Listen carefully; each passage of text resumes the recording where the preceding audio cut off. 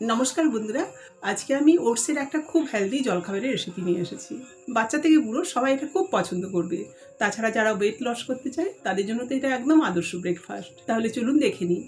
ভিডিওটা যদি ভালো লাগে তাহলে একটা লাইক দিয়ে আপনাদের মতামত জানাবেন। আর আপনি যদি নতুন বন্ধু হন তাহলে চ্যানেলটাকে সাবস্ক্রাইব করার অনুরোধ রইল। ব্রেকফাস্টের জন্য এখানে আমি 1 কাপ মতো ওটস নিয়েছি, হাফ কাপ সুজি, 1 কাপ মতো দুধ, দুটো পাকা কলা আর 1 মুঠ মতো আমন্ড বাদাম। আমি প্রথমে এই আমন্ড বাদামগুলোকে তুলে নিয়ে একটা মিক্সি কৌটোর মধ্যে দিয়ে পিষে নেব। আমন্ড বাদাম স্বাস্থ্যের জন্য ভীষণ উপকারী আর এটা ওয়েট লস করতেও সাহায্য করে। বাদাম গুঁড়ো হয়ে গেলে তার মধ্যে ওটস আর সুজি দিয়ে মিক্সিটাকে আরও 4-5 সেকেন্ড মতো চালিয়ে নিতে হবে, যাতে সব কিছু খুব ভালো মতো করে পিষে যায়। এই যে বাদাম, ওটস আর সুজিকে আমি এভাবে একদম মিহি করে পিষে নিয়েছি। এবার এই পাউডারটা আমি একটা মিক্সিং বলের মধ্যে ঢেলে নিচ্ছি। তারপর ওই মিক্সি কৌটোর মধ্যে আমি যে দুটো পাকা কলা নিয়েছিলাম তার খোসা ছাড়িয়ে টুকরো টুকরো করে দিয়ে দিচ্ছি। কলার মধ্যে আমি যে দুধ নিয়েছিলাম তার থেকে খানিকটা দিয়ে মিক্সিটাকে একবার চালিয়ে নেবো, যাতে কলাটা পিষে যায়। কলার মধ্যে দুধ কিন্তু খুব বেশি দেওয়া যাবে না, তাহলে মিক্সি চালাতে গেলেই দুধ আর কলা সব বাইরে ছিটকে বেরিয়ে যাবে। পিষে নেওয়ার পর দুধ কলার মিশ্রণটা ওই ওটস পাউডারের মধ্যে দিয়ে দিচ্ছি। তারপর গ্লাসের মধ্যে যে দুধটা ছিল সেটা মিক্সি কৌটোর মধ্যে ঢেলে আমি গুলিয়ে দিয়ে দিচ্ছি। এবার ওটস পাউডারের মধ্যে দুধ কলার মিশ্রণ চামচের সাহায্যে ভালো মতো করে মিশিয়ে নেবো। তারপর প্রয়োজন মতো জল দিয়ে একটা ব্যাটার বানিয়ে নিতে হবে। মিক্সি কৌটোর মধ্যে অনেকটাই দুধ কলার মিশ্রণ লেগে আছে, এর মধ্যে খানিকটা জল দিয়ে ধুয়ে আমি প্রথমে দিয়ে দিচ্ছি। প্রয়োজন বুঝে জলটা দেখে দিতে হবে, একসাথে অনেকটা জল দিয়ে দিলে খুব বেশি পাতলা হয়ে যাবে। এই ব্যাটারের ঘনত্বটা আর একটুখানি পাতলা হবে, সেজন্য আমি এর মধ্যে আরও খানিকটা জল দিয়ে দিলাম। সাথে 2 চিমটি মতো দিচ্ছি নুন, আর মিষ্টির জন্য দেবো মধু। মিষ্টি আপনারা যতটা খাবেন সেই হিসেবে দেবেন।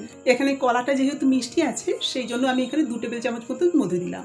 খানিকটা মধু রেখে দিচ্ছি, এটা পরে কাজে লাগাবো। তার সাথে সুগন্ধের জন্য দিয়ে দিচ্ছি 2 চিমটি মতো কর্পূর।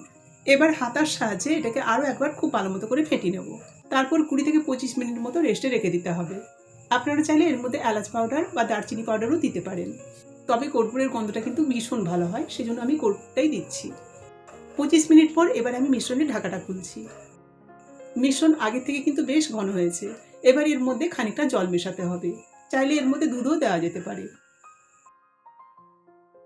আমি এর মধ্যে ছোট কাপের হাফ কাপ মতো জল দিলাম, দিয়ে মিশ্রণটাকে এভাবে একটুখানি তরল করে বানিয়ে নিয়েছি। মিশ্রণ আমাদের রেডি। এবারে নাস্তাটা বানিয়ে নিতে হবে।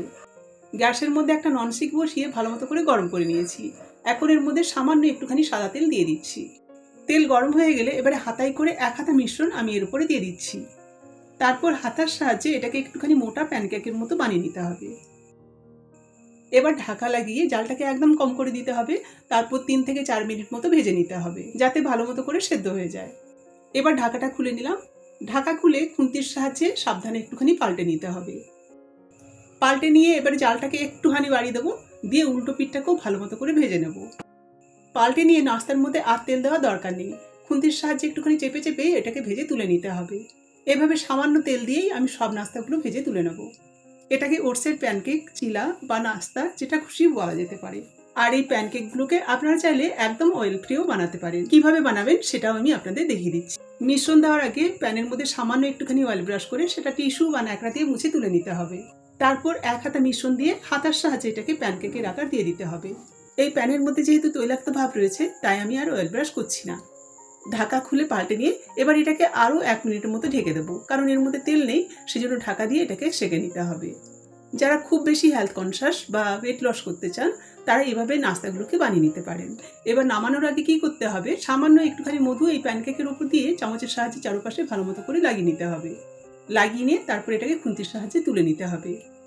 এই যে দেখুন, দেখেই কতটা লোভনীয় লাগছে, খেতেও কিন্তু ভীষণ ভালো হয়। এভাবে কয়েকটা অয়েল ফ্রি প্যানকেক আমি বানিয়ে নেব। আর এগুলো নামানোর আগে এর মধ্যেই মধু লাগিয়ে নিতে পারেন, বা নামিয়ে নিয়ে খাওয়ার আগে মধু লাগিয়ে খেতে পারেন। বেশ কয়েকটা নাস্তাকে আমি অয়েল ফ্রি বানিয়ে নিয়েছি, আমি আপনাদের দেখাচ্ছি। দেখুন, এর মধ্যে কিন্তু একটুও তেল নেই। আঙুলের সাহায্যে চেপে চেপে দেখাচ্ছি, আঙুলে কিন্তু একটুও তেল লাগছে না। চাইলে আপনারা এভাবেও ওটসের নাস্তাটাকে বানিয়ে নিতে পারেন, এটা অনেক বেশি হেলদি হবে। সব নাস্তা বানিয়ে আমি প্লেটের মধ্যে নিয়ে চলে এসেছি। এই নাস্তাগুলো বাচ্চা থেকে বুড়ো সবার জন্যই কিন্তু ভীষণ উপকারী।